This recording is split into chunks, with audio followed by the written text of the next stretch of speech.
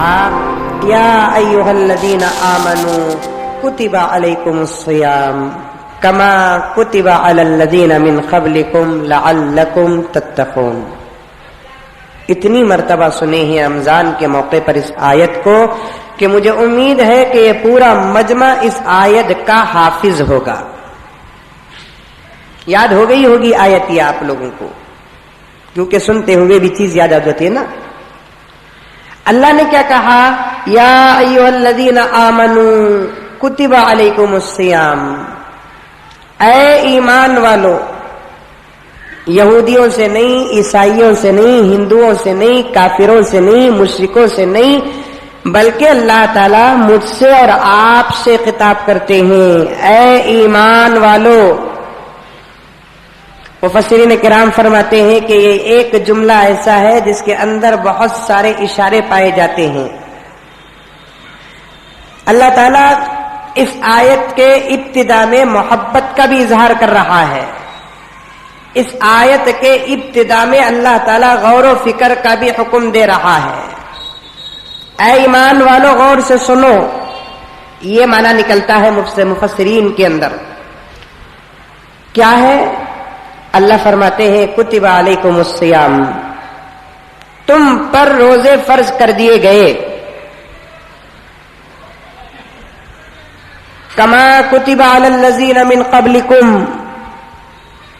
یہ جو روزے تمہارے اوپر آئے ہیں، یہ جو حکم تمہارے اوپر نازل ہوا ہے، یہ نیا حکم نہیں ہے. ہر نبی کی امت کو ایسا حکم دیا گیا ہے.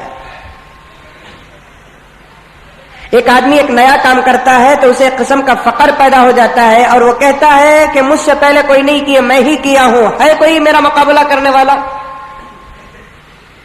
لیکن اللہ تعالیٰ یہاں غرور کو بھی توڑتے ہیں کہ تم روزہ رکھ کر فخر نہ کرنا، تمہارے یہ روزے نہیں ہیں، بلکہ تم سے پہلے کی امتوں نے بھی روزے رکھے ہیں. بلکہ میرے دوستو، ہمارے روزوں کی جو سہولتیں ہیں وہ اس سے پہلے امت والوں کے لیے وہ سہولتیں نہیں تھیں. ایک سہولت یہ ہے ہمارے روزے میں کہ اللہ تعالیٰ نے ہم کو سحر کرنے کا حکم دیا، سو کر اٹھنے کے بعد سحر کر سکتے ہیں. اس سے پہلے جو امتیں کے روزہ رکھتی تھی ان لوگوں کے لیے قانون یہ تھا کہ سونے سے پہلے سحر کر لو، اگر تم سو گئے تو سحر کرنے کی اجازت نہیں ہے. ایک دوسری سہولت یہ ہے کہ اللہ تبارک و تعالیٰ نے پیغمبر کے صدقے میں یہ بتایا کہ سحر میں برکت ہے. حدیث کی شرح بھی دیکھ رہا ہوں میں کہ اس سحر کرنے کا حکم اور سحر کی برکت کا حکم اللہ تعالیٰ نے پیغمبر کی امت کو دیا، اور سحری کرنے کا حکم اس پیغمبروں کی امت کے لیے ضروری نہیں تھا. کرے تو کر سکتے ہیں، نہیں تو نہیں کر سکتے ہیں. میرے آقا نے فرمایا کہ سحر کرو، ایک لقمہ، ایک ٹکڑا کھجور کا آدھا ٹکڑا یا دودھ کا آدھا گلاس، ایک گھونٹ دودھ، اگر کچھ بھی نہ ہو تو تھوڑا نمک اور پانی کے ذریعے سے سحر کر لو، کیونکہ میری امت کے سحر میں اللہ تبارک و تعالیٰ نے برکت کو رکھا ہے. بتانا یہ چاہتا ہوں میرے دوستو کہ اللہ تبارک و تعالیٰ نے ہمارے روزوں کے اندر بہت ساری سہولتیں پیدا کر دی. اور ایک سہولت یہ بھی ہے، گرچہ کے معصوم چھوٹے بچے بیٹھے ہوئے ہیں، پھر بھی میں کہہ دیتا ہوں آپ حضرات کے سامنے کہ اس زمانے کی امتوں کے لیے جو روزے کے حکم تھے، اس روزوں میں اپنی بیوی کو چھونے کا حکم نہیں تھا. لیکن امت محمدیہ کے روزوں کے اندر حکم یہ ہے کہ سحر سے لے کر افطار تک بیوی سے پرہیز کر لو، اس کے بعد آپ بیوی کو بھی استعمال کرنا چاہے تو کر سکتے ہیں. سہولتیں ہیں، سہولتیں ہیں. یا ایھا الذین آمنوا کتب علیکم الصیام، تمہارے اوپر روزے فرض ہوئے ہیں. یہ نئے نہیں ہے، یہ حکم نیا نہیں ہے، تم سے پہلے کی امتیں بھی روزہ رکھتی تھیں.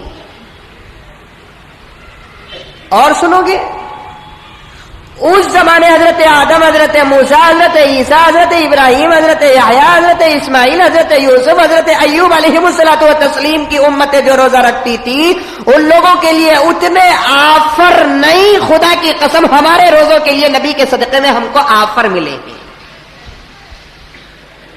گرچہ کہ ہمارے روزے بڑے سادے سیدھے، کب بھی روزہ لگیا ہم نا، ہاں روزہ لگیا ہے.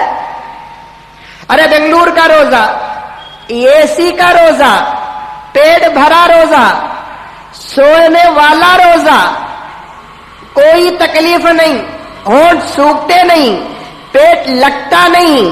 ارے 2.5-3 سال کے بچے روزہ رکھ رہے ہیں آج کے زمانے میں. 2.5-3 سال کے بچے روزہ رکھ رہے ہیں. سب کی صورتیں ایسی ہیں. میں آپ کو دیکھ رہا ہوں، آپ مجھے دیکھ رہے ہیں، ایسے معلوم ہے کہ ابھی کھانا کھا کر آئے ہیں، ابھی کھانا کھا کے آئے ہیں. اس زمانے کے روزے کیسے؟ دھوپ، پہاڑوں کے، پیاس کے، بھوک کے، تپش کے، ترس کے، آدھا پیٹ کے، ایک کھجور کے، ایک گلاس پانی کے، ایک گھونٹ دودھ کے، اتنے تڑپنے والے روزے کہ جہاں ہوا کا انتظام نہیں، دھوپ سے بچنے کا انتظام نہیں. ہمارے روزے تو بڑے سہولت کے روزے ہیں، پھر بھی اس پیغمبر کی امت کو جو آفر کے ملے، کسی اور پیغمبر کی امت کو وہ آفر نہیں ملے. پہلا آفر میرے آقا نے فرمایا کہ یہ امت جب روزہ رکھے گی تو اللہ تعالیٰ 5 خاص نعمتیں نازل کریں گے. کتنے نعمتیں؟ 5 خاص نعمتیں. پہلا آفر یہ ہے کہ یہ امت جب روزہ رکھے گی، روزہ رکھنے کی وجہ سے پیٹ کی، معدے کی تھیلی جو ہے، کھانے کی تھیلی جو خالی ہو جائے گی، اور خالی ہونے کے بعد اس سے بدبو پیدا ہوگی، اور وہ بدبو منہ کے ذریعے سے اور ناک کے ذریعے سے باہر نکلے گی، تو اللہ تعالیٰ کو اس روزدار کے منہ کی بدبو جنت کے مشک سے بھی زیادہ پسند ہے. مسلمان بدبو پسند کرتا ہے؟ نہیں کرتے ہم لوگ. صحیح بولو. بدبو پسند، خوشبو پسند؟ خوشبو پسند، بدبو ہرگز پسند نہیں. لیکن بعض مسلمان بدبو پسند کرتے ہیں. سگریٹ کیا ہے؟ بدبو. بیڑی کیا ہے؟ بدبو. پان پراگ کیا ہے؟ بدبو. ہنس کیا ہے؟ بدبو. گٹکا کیا ہے؟ بدبو. ناس کیا ہے؟ بدبو. پسند کرتے ہیں، پھر یہ مسجد میں بیٹھ کے کہتے ہیں کہ پسند نہیں ہے.